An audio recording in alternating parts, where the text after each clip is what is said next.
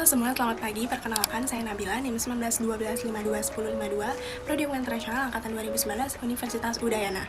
Jadi pada kesempatan singkat ini saya mau membahas perbedaan mengenai manajemen konflik dan resolusi konflik dalam hubungan internasional untuk memenuhi tugas UAS manajemen konflik yang diampu oleh Ibu Penny.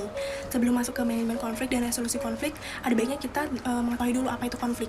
Jadi menurut Fisher, konflik merupakan hubungan antara dua pihak atau lebih, atau individu atau kelompok yang memiliki atau yang merasa memiliki sasaran-sasaran yang tidak sejalan.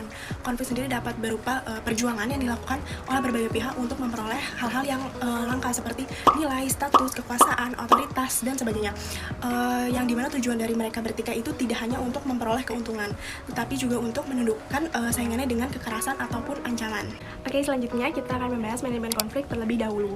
Jadi untuk mengetahui apakah kehadiran konflik dapat memicu dampak negatif atau positif dalam suatu kejadian, langkah paling kecil yang kita hadapi adalah manajemen konflik.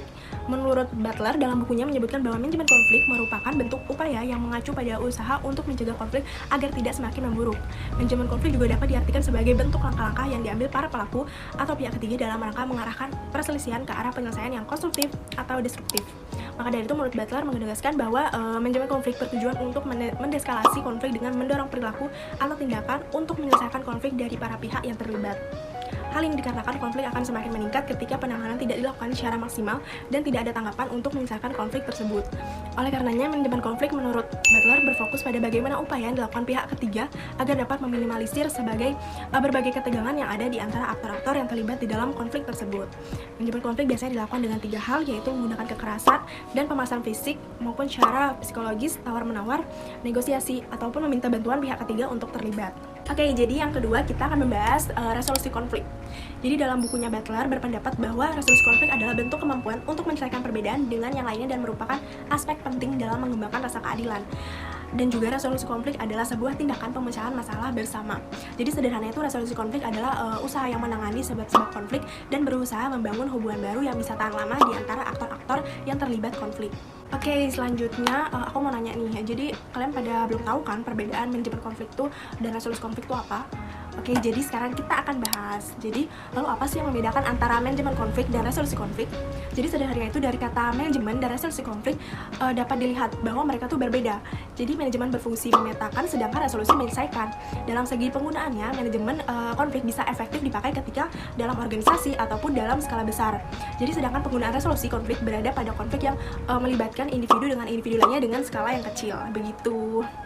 Oke, selanjutnya, jadi sekarang kita akan membahas apa sih relevansi manajemen konflik dan resolusi konflik. Jadi adapun dalam manajemen dan resolusi konflik ini terdapat 2 hal yang memegang peran penting dalam keberhasilan penyelesaian konfliknya, yang dimana 2 hal tersebut yaitu menentukan besarnya konflik dan yang kedua adalah gaya penanganan konflik. Yang dimaksud dengan besarnya konflik terkait dengan jumlah individu yang terlibat, apakah konflik mengarah pada intrapersonal, interpersonal, interkelompok ataupun antar kelompok. Sedangkan untuk gaya penanganan konflik itu sendiri yaitu bentuk model yang ditujukan untuk menangani konflik disfungsional. Melihat dari kedua poin untuk penyelesaian konflik melalui manajemen dan resolusi konflik ini menjadi bentuk relevansi dari proses penanganan di dalam manajemen konflik dan resolusi konflik. Melalui manajemen konflik inilah yang nantinya bisa mendorong adanya resolusi konflik, yang dimana resolusi konflik ini dilakukan dengan cara melakukan pengendalian dari berbagai dampak yang disebabkan dari suatu konflik. Oke, selanjutnya di sini saya akan membahas sedikit studi kasus supaya kalian bisa paham bagaimana penerapan manajemen konflik dan resolusi konflik. Saya ambil contoh dari upaya Amerika Serikat dalam memperjuangkan kepentingan nasionalnya dalam perang Iran dan Irak pada tahun 1980 sampai 1988. Jadi contoh penerapan manajemen konflik dan resolusi konflik dapat kita lihat dari kasus kepentingan nasional Amerika Serikat pada perang Irak dan Irak. Jadi pihak ketiga mengelola konflik untuk memenuhi kepentingan nasionalnya yang terganggu dengan adanya konflik. Jadi keterlibatan pihak ketiga dalam konflik dapat meredam bahkan menghentikan konflik, atau konflik dapat semakin parah dari sebelumnya tergantung dari keinginan pihak ketiga. Jadi dalam hal ini pihak ketiga berusaha agar konflik yang berjalan dapat dimanfaatkan semaksimal mungkin untuk mencapai kepentingan nasionalnya. Jadi pihak ketiga itu harus memiliki kekuatan dan kekuasaan yang lebih besar dari negara yang berkonflik untuk dapat melakukan manajemen konflik dengan efektif. Dan juga kekuatan dan kekuasaan juga membantu negara ketiga untuk mencapai kepentingan nasionalnya dalam mengelola konflik sesuai dengan keinginannya.